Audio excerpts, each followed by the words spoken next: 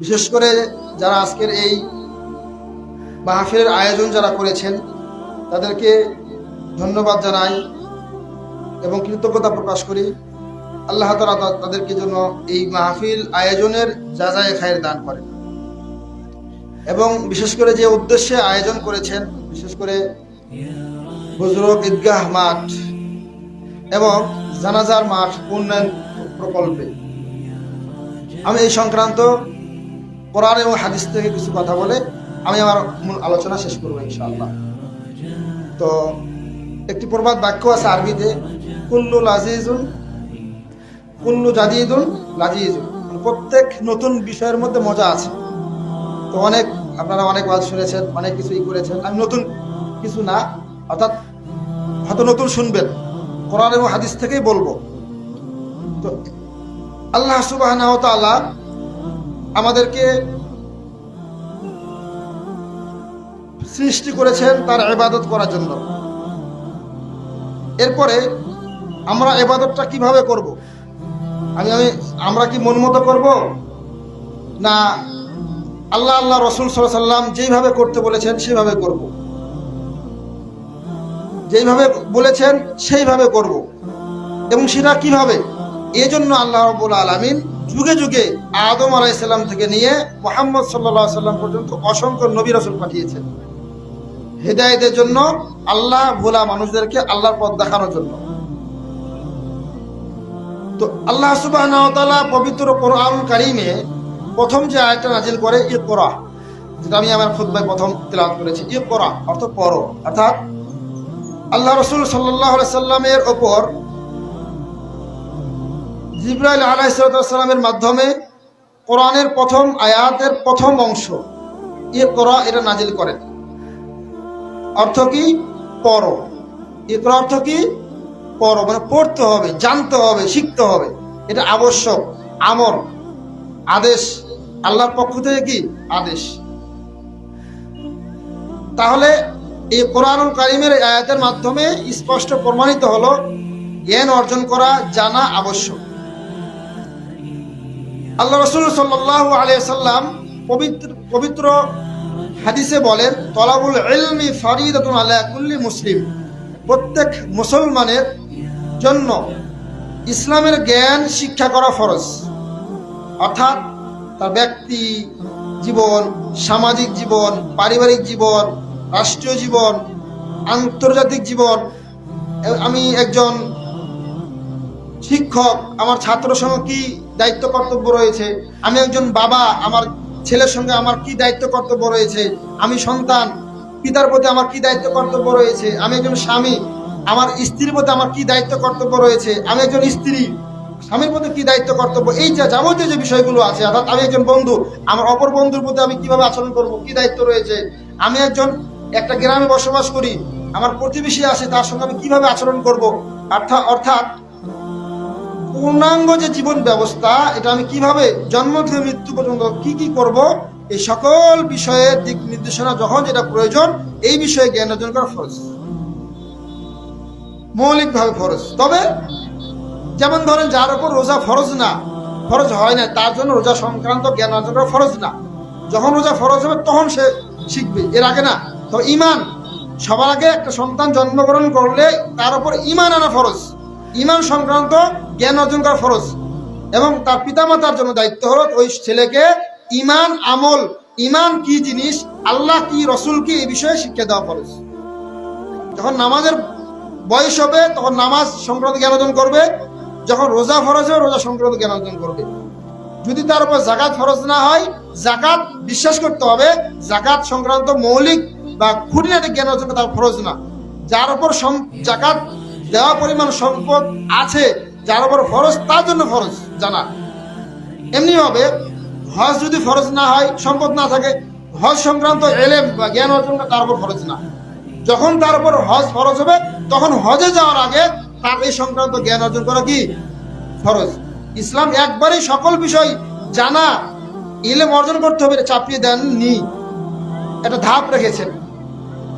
আপনি যখন একটা গ্রামের রাষ্ট্রের দায়িত্বশীল হবেন তখন আপনি দায়িত্বশীল দায়িত্ব কি তখন জানা ফরজ, এর আগে জানা ফরজ না।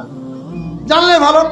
তবে একটা এলাকায় একটা দেশের জন্য যারা এলাকা ভিত্তিক সকল বিষয়ে জ্ঞান জ্ঞান রাখেন এমন কিছু জ্ঞানী ব্যক্তি থাকা আবশ্যক, আলেম ওলামা যাদেরকে আমরা বলি। প্রিয় হাজিরিন, আমি যে কথাগুলো বললাম এই কথাগুলো আমি ভূমিকা স্বরূপ বললাম। আমি যে কথাগুলো বলবো এখন, এই কথাগুলো আপনারা যদি স্মরণ রাখেন তাহলে আমার এই কথাগুলো বুঝতে আপনাদের সহজ হবে প্রিয় হাজিরিন। এবং যেহেতু আমাদের বর্তমান সময়ে একটা অভ্যাস হয়ে গেছে, আমরা যে মেহমান আসে মেহমানদারি করে, এই জন্য অনেকে মাহফিল আসতে পারে না। এজন্য আমি সবার উদ্দেশ্যে বলতেছি, যারা এই মুহূর্তে বাড়িতে মেহমানদারি করাচ্ছেন, রান্নাবান্না করছেন, তারা একটু এক কান এদিকে রাখেন, এক কান ওদিকে কাজ করেন। যারা দোকানে বসে আছেন তারা একটা কান হয়তো গল্প করেন, একটা কান এদিকে দিয়ে রাখেন। যারা দোকানদারি করছেন তাদেরকেও বলবো, কারণ আপনারা দোকানদারি করছেন আজকে এই মাহফিলের জন্যই। মাহফিলের যদি আয়োজন না হইতো আপনারা কখন এখানে আসতেন না। বা আপনারা যারা শ্রোতা যারা এখানে এসেছেন এই মাহফিলের জন্য এসেছেন, মাহফিলের আয়োজন না করলে আপনারা আসতেন না এইভাবে এই সময়। অতএব যারা এই আয়োজন করেছে এদের জন্য, এদেরকে সাপোর্ট দেওয়া আমাদের দায়িত্ব। সাপোর্টটা কি? আর্থিকভাবে হইতে পারে, আবার এখানে এসেও হইতে পারে, সবভাবে হইতে পারে। প্রিয় হাজিরিন, যেহেতু এখানে ঈদগাহ এবং জানাজার বিষয়, জানাজা আমরা যে জানাজা নামাজ পড়ার পরে মানুষকে যে আমরা এই কবরে রেখে আসি, এই কবরে তিনটা প্রশ্ন হয় কি হয় না? এই তিনটি প্রশ্নের অ্যান্সার বা উত্তর কারা দিতে পারবে আর কারা দিতে পারবে না, এবং তিনটা প্রশ্ন কি কি, এই সংক্রান্ত একটু আলোচনা করব।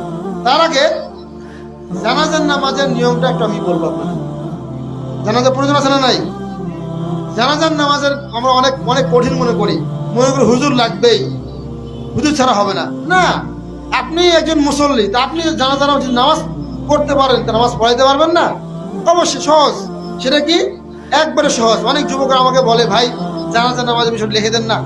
মানে আমি যদি আপনাদের এখন একটু খেয়াল করেন, সহজ। জানাজার নামাজ কয় তাকবীরে ভাই?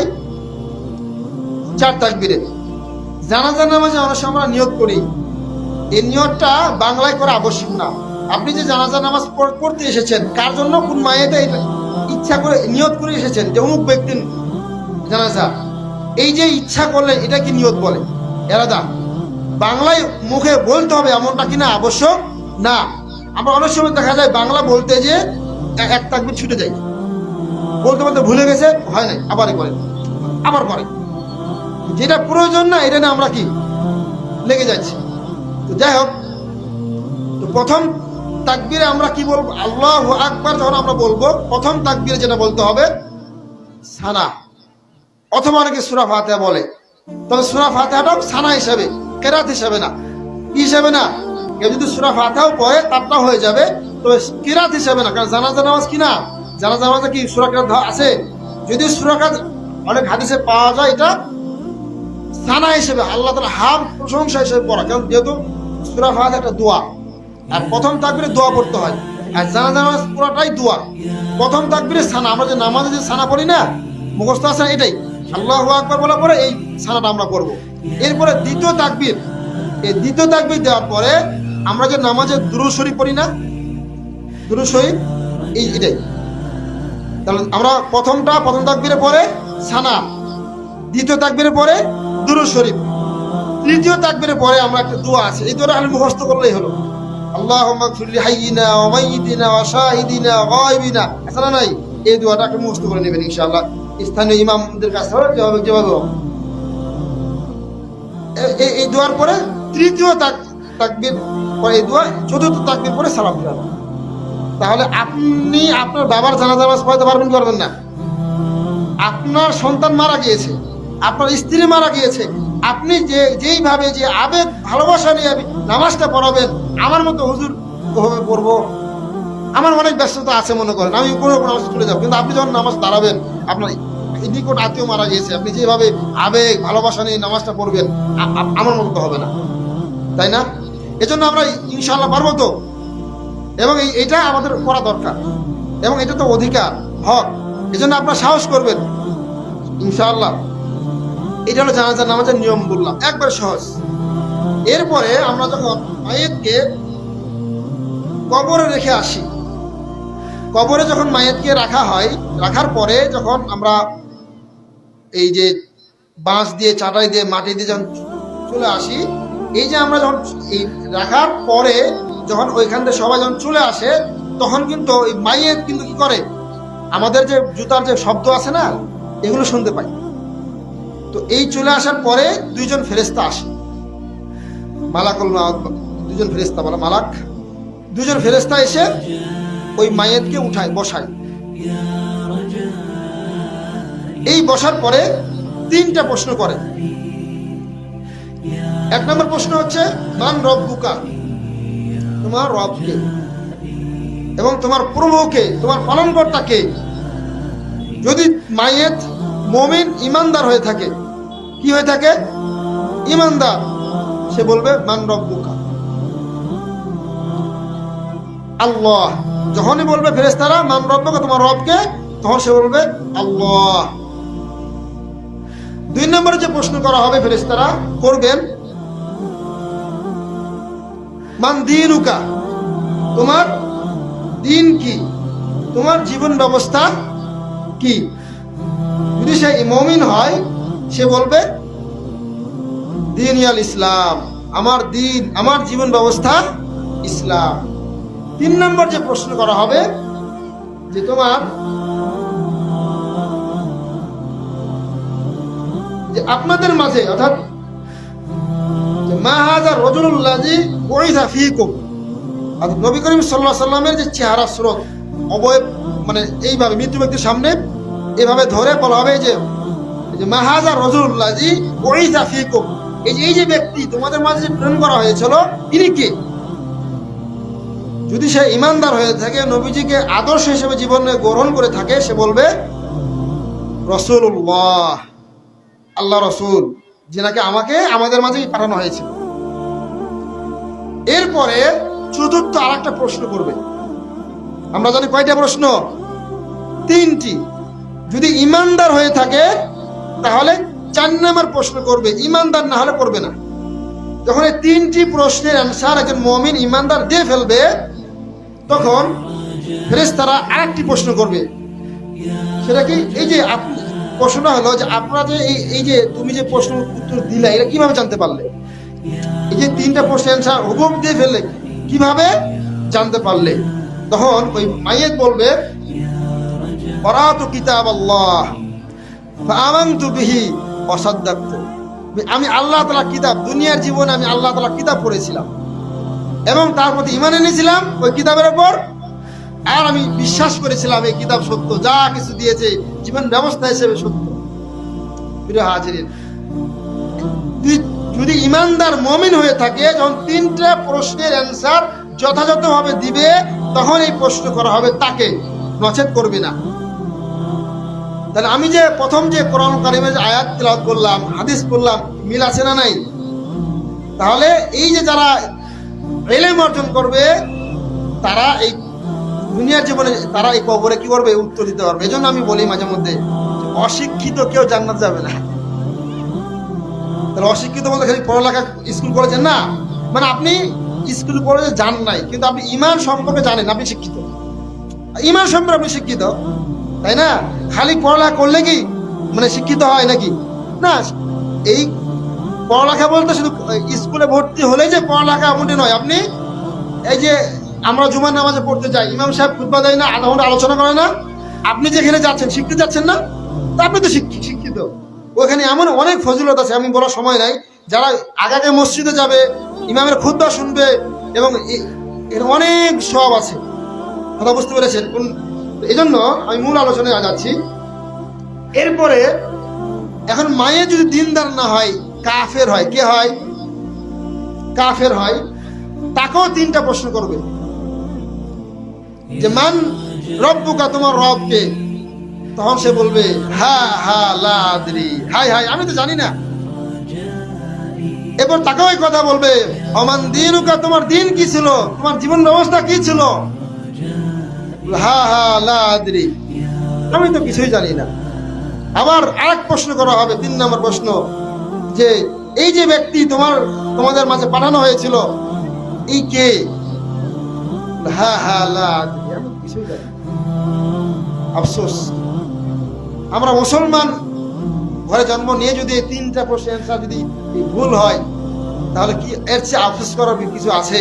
আর দেখেন, আল্লাহ সুবহানাহু ওয়া তাআলা দুনিয়ার জীবনে কোনো পরীক্ষার প্রশ্ন ফাঁস করে না।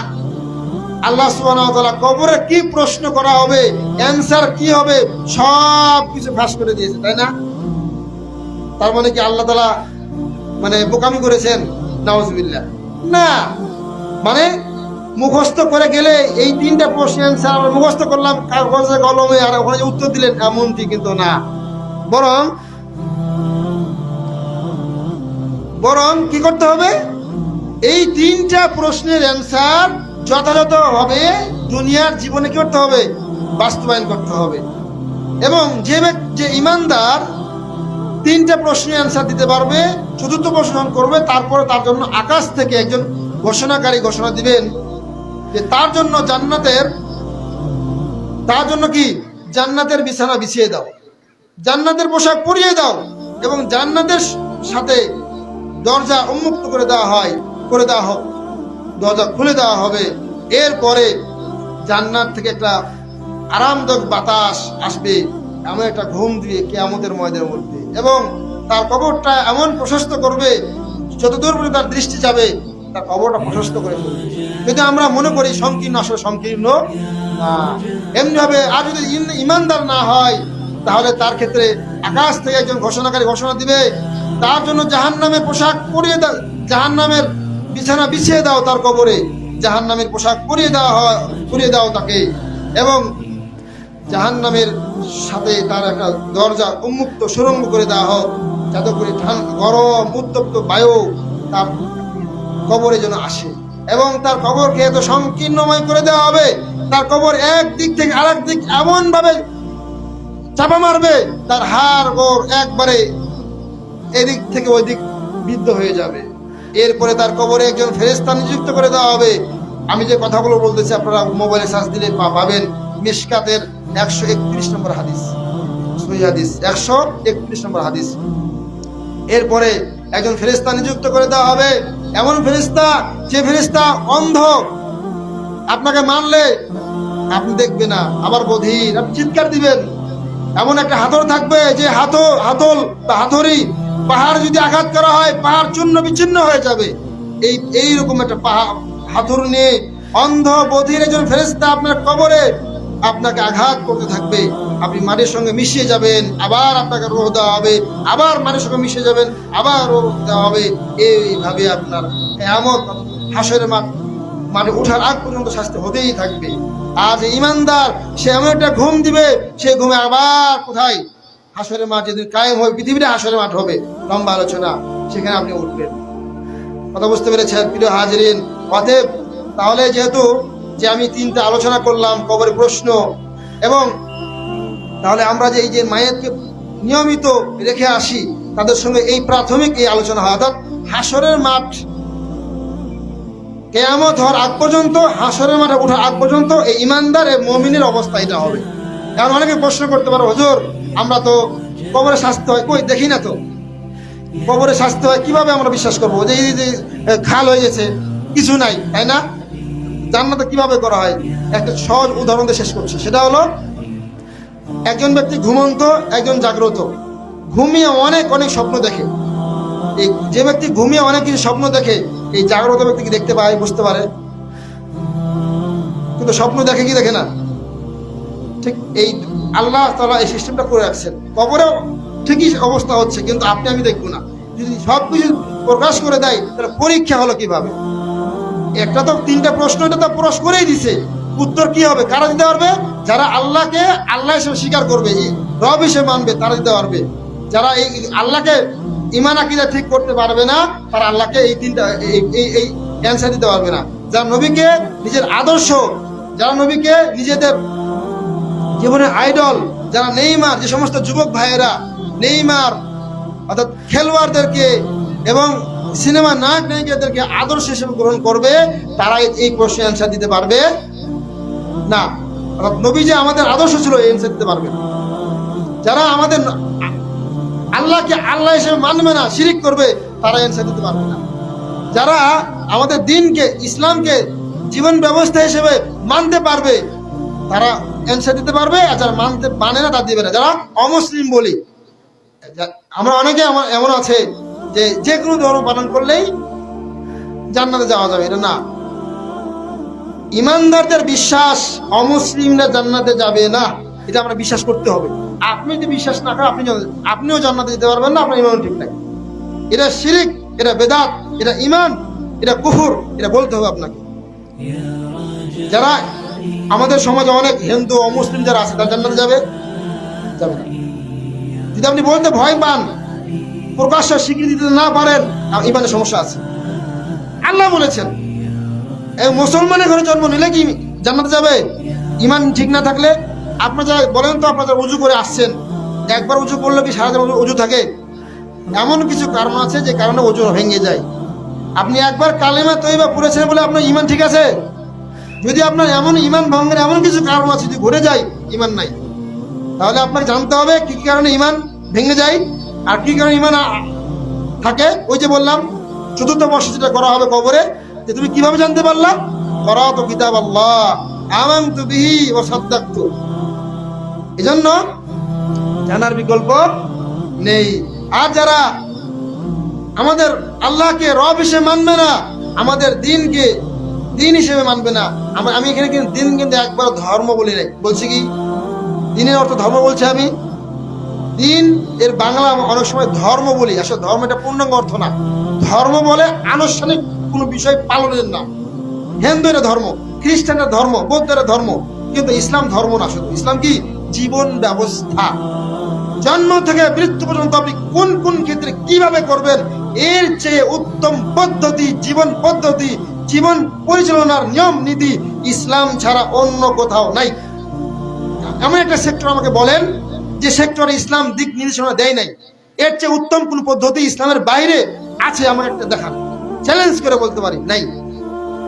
প্রিয় হাজিরিন, এজন্য এই তিনটা প্রশ্নের অ্যান্সার কি হবে, প্রশ্ন কি হবে আল্লাহ তাআলা আগেই বলে দিয়েছেন কোরআন এবং হাদিসের মাধ্যমে। এখন আপনারা যদি বলেন, বেশি চালাকি করেন যে আমি মুখস্থ করে নিয়ে চলে যাবো, বাস উত্তর দিয়ে দেবো, অতি চালাকের গলায় ধরি। আল্লাহ তাআলা আমাদের দ্বিতীয় বক্তা এসে গিয়েছেন, আমি আর আলোচনা দীর্ঘায়িত করবো না। আল্লাহ তাআলা আমি যে আলোচনাগুলো করলাম, আল্লাহ তাআলা যেন আমাকে আপনাদেরকে সবাইকে আমল করার তৌফিক দান করুন, এবং এই মাহফিলকে যেন আল্লাহ তাআলা সফল করে এবং কবুল করে, এবং মাহফিলগুলো যেন আরো নিয়মিত যেন কন্টিনিউ করতে পারে, এই আশা রেখে এই দোয়া করে আমি শেষ করছি। আসসালামু আলাইকুম ওয়া রাহমাতুল্লাহ। মাশাআল্লাহ, জাযাকুমুল্লাহু আহসানাল জাযা। অসংখ্য ধন্যবাদ হযরত মাওলানা শফিকুল ইসলাম সাহেবকে। তিনি পবিত্র কোরআন হাদিস থেকে অত্যন্ত গুরুত্বপূর্ণ আলোচনা পেশ করে আমাদেরকে শোনাচ্ছিলেন। আল্লাহ পাক রব্বুল আলামিন উক্ত কথাগুলোর উপরে আমাদেরকে আমল করার তৌফিক দান করুন। সকলে বলে আমিন। ততক্ষণ থেকে মাহফিলটা শুরু হয়েছে, একটা তাকবীরও হয় না। জোরে সোরে একটা তাকবীর দিব সবাই, সবাই একটা জোরে জোরে তাকবীর করুন। নারায়ে তাকবীর। আপনারা এমন জোরে তাকবীর দিবেন যেন মহিলা মা বোনরা ক্ষতির ভাগ ছড়াইছে। কিন্তু গল্প শেষ হয়। মহিলা মা বোনরা আপনারা কথা বলিয়েন না, আপনাদের কথা এখানে আসে। আমাদের যিনি আলোচক